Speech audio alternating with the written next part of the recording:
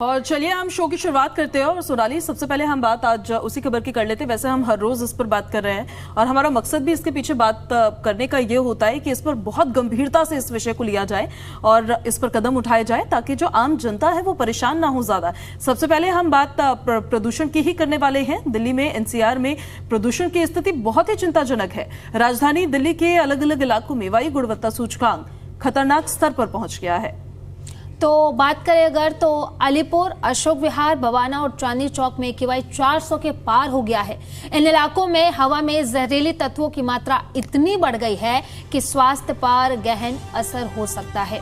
तो प्रदूषण से बचने के लिए लोगों को घर के अंदर रहने, मास्क पहनने और हवा को शुद्ध करने के उपायों की सलाह दी जा रही है। मौसम विभाग के मुताबिक अगले कुछ दिनों तक प्रदूषण की स्थिति और भी खराब हो सकती है। पूजा, इस पर सरकार द्वारा जल्द कदम उठाने की उम्मीद जताई जा रही है। ऐसे में देखिए एयर क्वालिटी इंडेक्स कौन कौन से इलाके का क्या क्या है वो भी हम आपको जरा बता देते हैं। वजीरपुर में आज जहां 443 रिकॉर्ड हुआ है तो बवाना में 434 रिकॉर्ड हुआ है। नेहरू नगर में 405 वायु गुणवत्ता सूचकांक में आज एयर क्वालिटी रिकॉर्ड हुई है। मुंडका 421, रोहिणी में 414 और आरकेपुरम में 398 रिकॉर्ड हुआ है। तो वहीं चांदनी चौक में 413, आईटीओ में 412, जहांगीरपुरी में 412 और सोनिया विहार में 407 रिकॉर्ड हुआ है। तो लगातार प्रदूषण का स्तर आप देखेंगे तो कई ऐसे इलाके हैं जहां पर AQI जो है वो 400 के पार है। वहीं अगर बात करें पटपड़गंज की तो 394 है और लगातार हम आपको स्क्रीन पर दिखा भी रहे हैं कि कहां कितना AQI है। रोहिणी में 414 है, आईटीओ में 412 है, आरकेपुरम में 398 है, बुराड़ी में 374 है, नरेला में 408 है, अलीपुर में 386 है, वहीं नजफगढ़ में भी 386 है, वजीरपुर में 443 है, चांदनी चौक में 413 है। तो लगातार हम आपको स्क्रीन पर दिखा रहे हैं कहाँ कितना AQI है। वही देखिए पटपड़गंज के बारे में हमारी सहयोगी ने आपको बताया है। द्वारका सेक्टर 8 में 390 रिकॉर्ड हुआ है। मथुरा रोड की बात कर ले 368 वहां आज एयर क्वालिटी इंडेक्स रिकॉर्ड हुआ है। नजफगढ़ में 386, अलीपुर में 386, बुराड़ी में 374 और लोधी रोड में 360 रिकॉर्ड हुआ है। जब हम एयर क्वालिटी के बारे में आपको बताते हैं या एयर क्वालिटी इंडेक्स बताते हैं तो आपको उसको पैरामीटर क्या होता है उसका वो समझना ज़रूरी होता है। जब 0 से लेकर 50 तक या 0 से लेकर 100 तक आपकी एयर क्वालिटी रिकॉर्ड होती है तो वो फिर भी सांस लेने लायक होती है। 0 to 50 is good and 50 to 100 is still सांस लेने लायक। लेकिन 100 के बाद जब ये एयर क्वालिटी इंडेक्स और ज़्यादा बढ़ता हुआ नजर आता है तो वो खराब श्रेणी में जाता नजर आता है। फिर 100 से 200 पहुंचता है, फिर 200 से 300 पहुंचता है जिसको खराब, बेहद खराब श्रेणी माना जाता है। और यहाँ तो देखिए 400 को क्रॉस कर गया है जिसको हजारिया स्टेट माना जाता है सोनाली। और हजारिया स्टेट का मतलब ये होता है कि बहुत ही गंभीर स्थिति है। ऐसे में जो सेंसिटिव ग्रुप्स है उनकी हालत बहुत खराब होने वाली है, जिसमें बच्चे आते हैं, बुजुर्ग आते हैं। इसी वजह से क्लासेस को भी हाइब्रिड मोड पर डाल दिया गया है स्कूलों को। और बुजुर्गों के लिए तो सलाह यही है कि भैया अपने घर से बाहर नहीं निकलिए, आप बहुत ज्यादा जरूरी नहीं है तो जरूरी है तो निकल रहे हैं तो मास्क का इस्तेमाल करिए, थोड़ी हवा फिल्टर होकर आपके शरीर के अंदर जाएगी। ऐसे में कुछ सावधानियां भी आप बरत सकते हैं, वो भी जरा हम आपको बताते हैं। घर के अंदर की पहली सावधानियां क्या है सोनाली बताइए। खिड़कियां बंद रखें। सुबह और रात के समय जब प्रदूषण ज्यादा होता है तब खिड़कियां और दरवाजे बंद रखें। इसके अलावा एयर प्यूरिफायर का इस्तेमाल करें। हेपा फिल्टर वाला एयर प्यूरिफायर कमरे की हवा को काफी हद तक साफ कर देता है। वहीं इंडोर पौधे लगाएं जैसे कि स्नेक प्लांट हो गया, पीस लिली हो गया, एलोवेरा आदि जो हवा की गुणवत्ता सुधारने में मदद करे। वहीं धूल कम करें। रोजाना हल्की सफाई करें ताकि घर में धूल ना जमे। बाहर निकलते समय आप ध्यान रखें कि N95 या N99 मास्क जरूर पहने। ये हवा में मौजूद PM 2.5 कणों को रोकने में सक्षम होते हैं। और वहीं सुबह की वॉक या फिर रन से बचें क्योंकि सुबह सबसे ज़्यादा धुंध अगर आप देखेंगे तो आपको नज़र आएगा। वहीं आप ट्राई करें कि अगर आप मॉर्निंग में एक्सरसाइज करते हैं तो घर के अंदर ही करें और इसके अलावा कम भीड़ भाड़ वाले इलाके में जाएं। भारी ट्रैफिक वाले इलाकों से आप बचाव करें। एयर क्वालिटी ऐप देखें जैसे कि सफ़र है, AQI इंडिया है या ब्रीजोमीटर है ताकि आप तय कर पाएं कि आपको कब बाहर जाना है और कब आपका बाहर जाना सुरक्षित है। इसके अलावा अपने शरीर की सुरक्षा पूजा बहुत ज़्यादा ज़रूरी है। इसके लिए आप खूब ज़्यादा से ज़्यादा जितना पानी आप दिन भर में पी सकें उतना आप पानी पिए ताकि बॉडी जो है वो डिटॉक्स हो सके, टॉक्सिसिटी जितना भी मौजूद है वो निकल जाए। इसके अलावा फल और सब्जियों का ज़्यादा से ज़्यादा सेवन करें, खासकर पर विटामिन ई, सी और ओमेगा 3 से भरपूर चीज़ें आप ज़रूर खाएं, जैसे कि संतरा हो गया, पालक हो गया, अखरोट हो गया, ऐसे चीज़ों का आप सेवन ज़्यादा से ज़्यादा करें। इसके अलावा आप भाप ले सकते हैं ताकि नाक की सफाई हो, और दिन में एक बार भाप लेने से प्रदूषण जो है आपकी बॉडी में जा रहे हैं वो क्लियर हो जाता है। तो ट्राई करें कि आप दिन में कम से कम नहीं तो एक बार भाप ज़रूर लें। मैं देखिए, आपको धूम्रपान से भी बचना चाहिए। जो लोग स्मोकिंग करते हैं उनके लिए ये खबर है, ये प्रदूषण के असर को क्योंकि और ज्यादा बढ़ा देता है।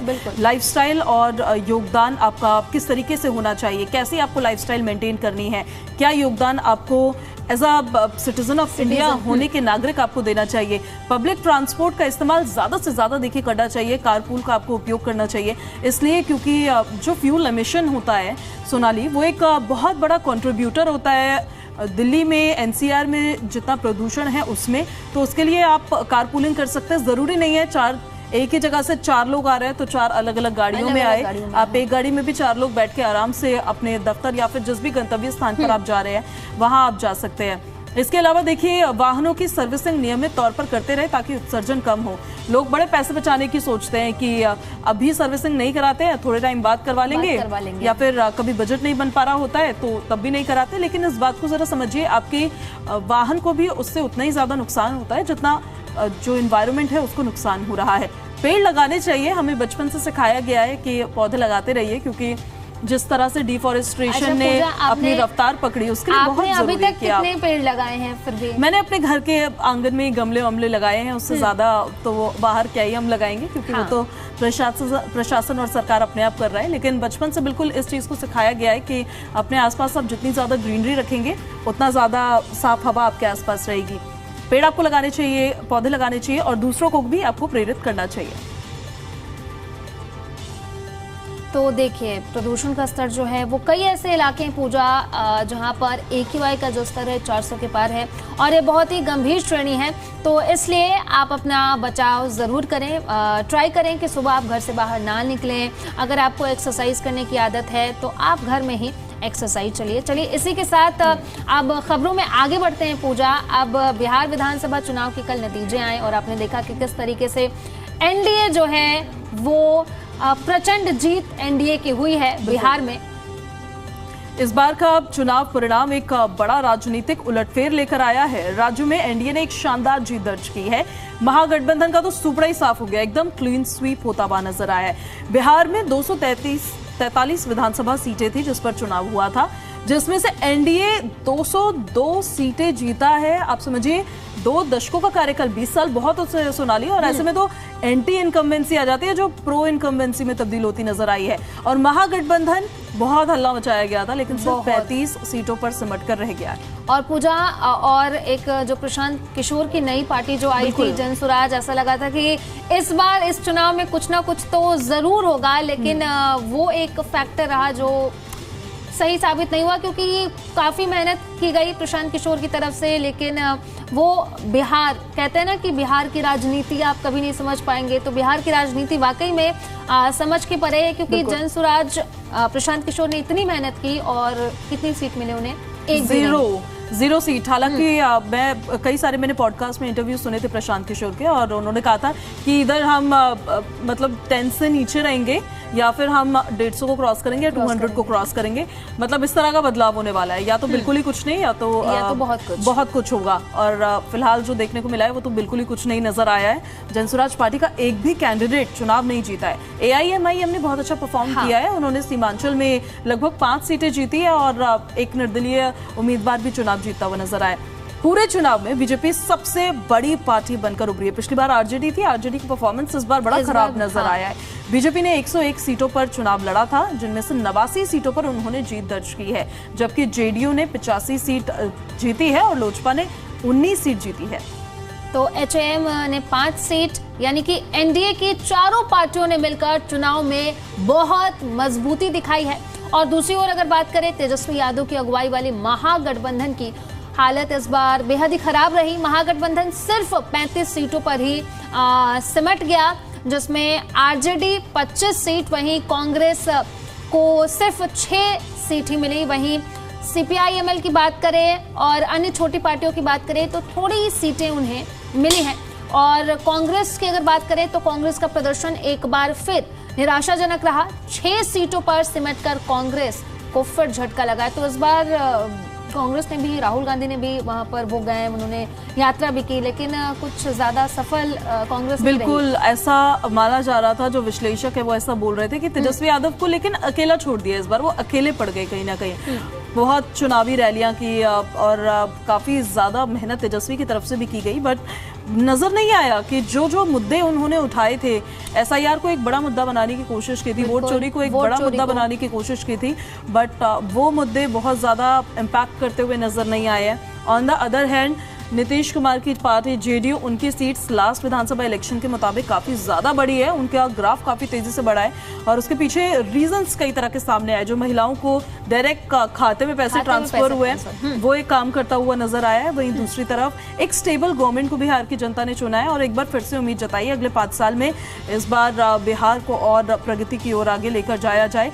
चुनाव से पहले डिप्टी सीएम की मांग कर रहे थे मुकेश सहनी की जो वीआईपी पार्टी थी, उनका खाता भी नहीं खुला है। हालांकि उनको एज अ फेस भी प्रोजेक्ट किया था कि अगर जीतते तो इनको डिप्टी सीएम बनाया जाएगा, लेकिन चुनाव में एआईएमआईएम ने एक बार फिर से शानदार प्रदर्शन किया, जैसा उन्होंने यूपी में भी किया था। 6 में से 5 सीटें उन्होंने जीती। आप सोचिए ये स्ट्राइक रेट बहुत अच्छा होता है कि आप सिर्फ 6 सीटों पर चुनाव लड़े हैं सीमांचल में और 5 सीटें आपके हक में आई है। फिर जो मुस्लिम वोट बैंक था वो भी आरजेडी के हाथ से इस बार जाता हुआ नजर आया है। सीमांचल में एआईएमआईएम का दबदबा बरकरार रहा है। तेजस्वी यादव की पूरी कोशिश के बावजूद एआईएमआईएम को कुछ नुकसान नहीं हुआ है। लास्ट जो विधानसभा इलेक्शंस हुए थे ना, इससे पहले बिहार के सोनाली, उस दौरान भी सीमांचल के इस क्षेत्र में एआईएमआईएम ने ऐसी ही जीत दर्ज की थी और उसको उन्होंने बरकरार रखा है। अपना जो वोट बैंक था उसको उन्होंने कहीं जाने नहीं दिया है। इन चुनावों में एक खास चीज देखने को ये मिली है कि तेजस्वी यादव के हर घर एक नौकरी, एक सरकारी नौकरी के वादे को मात दे दी नीतीश कुमार की मुख्यमंत्री महिला रोजगार योजना ने, जिसका भी हम जिक्र कर रहे थे। बिल्कुल सही कहा आपने, क्योंकि बिहार में महिलाओं के खाते में, जैसे कि आपने अभी मेंशन भी किया पहले, कि पैसे जा रहे, तो उन्हें और क्या चाहिए। महिला वोटरों ने एनडीए के पक्ष में भारी समर्थन दिखाया है और महिलाओं ने इस बार एनडीए को जीत भी दिलाई और बीजेपी सबसे बड़ी पार्टी बनकर के सामने आई है। वहीं देखिए दिल्ली के लाल किले के पास कार ब्लास्ट हुआ है, उससे जुड़ी भी जानकारी हम अपने दर्शकों को देंगे। और यहाँ पर देखिए अब जो सुरक्षा एजेंसियां हैं इनकी चिंता इसलिए बढ़ गई क्योंकि लाल किले पर तो ब्लास्ट हुआ ही, लेकिन आपने आज सुबह ये खबर पड़ी होगी कि जम्मू कश्मीर के नौगाम में कल रात 11 बजे भी धमाका हो गया थाने के अंदर, जब जो विस्फोटक था अमोनियम नाइट्रेट, उसका नमूना लिया जा रहा था। और देश में लगातार हो रहे धमाकों ने सुरक्षा एजेंसियों की चिंता बढ़ा दी है। पहले नई दिल्ली के लाल किले के पास कार ब्लास्ट और अब श्रीनगर के नौगाम पुलिस स्टेशन में भीषण विस्फोट, दोनों घटनाओं के बीच खतरनाक कनेक्शन सामने आ रहा है। आतंकी मॉड्यूल और विस्फोटक सामग्री जो है उसका नमूना लिया जा रहा था, उसी दौरान ये धमाका हो गया। तो सबसे पहले बात करते हैं दिल्ली ब्लास्ट की। तो कुछ दिन पहले लाल किले के पास, अगर आपको याद हो पूजा, एक कार में ब्लास्ट हुआ जिसमें 13 लोगों की मौत हुई। केंद्र सरकार ने इसे आतंकवादी हमला बताया। जांच में पता चला कि कार में बड़ी मात्रा में विस्फोटक भरा हुआ था और इस ब्लास्ट के पीछे एक संगठित आतंकी नेटवर्क काम कर रहा था और अब इसी नेटवर्क का लिंक श्रीनगर ब्लास्ट से भी जुड़ता दिख रहा है। नौगाम पुलिस स्टेशन में बड़ा धमाका हुआ है। शुक्रवार देर रात श्रीनगर के नौगाम पुलिस स्टेशन परिसर में ऐसा धमाका हुआ जिसने पूरे इलाकों को हिलाकर रख दिया। धमाके में 9 लोगों की मौत हुई है, जबकि पूजा इसमें 27 लोग घायल बताए जा रहे हैं और जिसमें ज्यादातर पुलिसकर्मी और फॉरेंसिक अधिकारी हैं। ये ब्लास्ट उस समय हुआ जब पुलिस हाल ही में जब्त की गई विस्फोटक सामग्री के नमूने निकाल रही थी। ये विस्फोटक फरीदाबाद में बरामद 360 किलोग्राम के विस्फोटक स्टॉक का हिस्सा थे। ठीक वही कनेक्शन जो दिल्ली ब्लास्ट में भी सामने आया था। तो सीसीटीवी फुटेज में दिखा कि धमाके के बाद आग की भारी लपटें और धुआं भी नजर आया। बिल्कुल, पुलिस स्टेशन परिसर में पूरी तरह से आग लग गई। धमाके के बाद घायलों को तुरंत अस्पताल पहुंचाया गया। विस्फोट के पीछे अब कौन है, ये बड़े सवाल खड़े हो रहे हैं। इसको लेकर जांच का दौर लगातार जारी है। सोर्सेस से जो जानकारी मिली है और अधिकारियों के अनुसार भी जो बताया गया, पूरा आतंकी मॉड्यूल डॉक्टर्स के एक नेटवर्क द्वारा चलाया जा रहा था। सुनकर हैरानी होती है, लेकिन पुलिस जांच में ये सच सामने आया है। मॉड्यूल चलाने वाली मुख्य तिकड़ी जो थी, वो पहला डॉक्टर मुजम्मिल गनई इसमें शामिल था, जो गिरफ्तार हुआ था। दूसरा उमर नबी लाल किले के पास कार ब्लास्ट में ये शामिल था और इसने खुद को उड़ाया था। और डॉक्टर मुजफ्फर राठेर जो अभी फरार बताया जा रहा है। इसके अलावा डॉक्टर शाहीन सईद गिरफ्तार कर ली गई है, डॉक्टर अदील राठेर गिरफ्तार कर लिए गए हैं। उसके पास से AK-56 भी बरामद की गई है। ये लोग फरीदाबाद के अल-फलाह यूनिवर्सिटी में सक्रिय थे, जहां से ammonium nitrate, potassium nitrate, sulphur और अन्य विस्फोटक रसायनों की भारी मात्रा में जब्ती की गई। यानी कि मॉड्यूल डॉक्टरों का था, लेकिन मकसद उनका आतंक फैलाना था।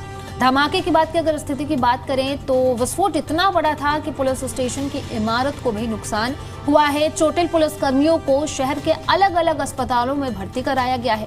कई बार छोटे छोटे सेकेंडरी ब्लास्ट भी हुए, जिससे बचाव कार्य और मुश्किल हो गया है। वहीं श्रीनगर के डिप्टी कमिश्नर अक्षय लाबरू अस्पताल पहुंचे और घायलों का हाल भी जाना। विस्फोट स्थल में 6 शव बरामद किए गए हैं, बाकियों की पहचान अब की जा रही है। और कैसे खुला ये आतंकी मॉड्यूल, ये भी हम आपको बता देते हैं। ये जांच एकदम अलग तरीके से शुरू हुआ। अक्टूबर में नौगाम के एक इलाके में धमकी भरे पोस्टर मिले, जिसके बाद CCTV फुटेज का फ्रेम दर फ्रेम विश्लेषण किया गया और इससे 3 संदिग्धों की पहचान हुई। आरिफ, निसार डार, यासिर उल अशरफ और मकसूद अहमद। पूछताछ आगे बढ़ी और फिर परत दर परत पूरा मॉड्यूल सामने आ गया, जो डॉक्टरों की तिगड़ी चलाती थी। इन्होंने युवा डॉक्टरों और छात्रों को कट्टरपंथ के जरिए भर्ती किया और रसायनों की आपूर्ति के नाम पर आतंकी मिशन चलाया। यानी देखिए, बात साफ है कि दिल्ली ब्लास्ट और नगाम पुलिस स्टेशन ब्लास्ट दोनों एक ही आतंकी नेटवर्क की कड़ियां हैं।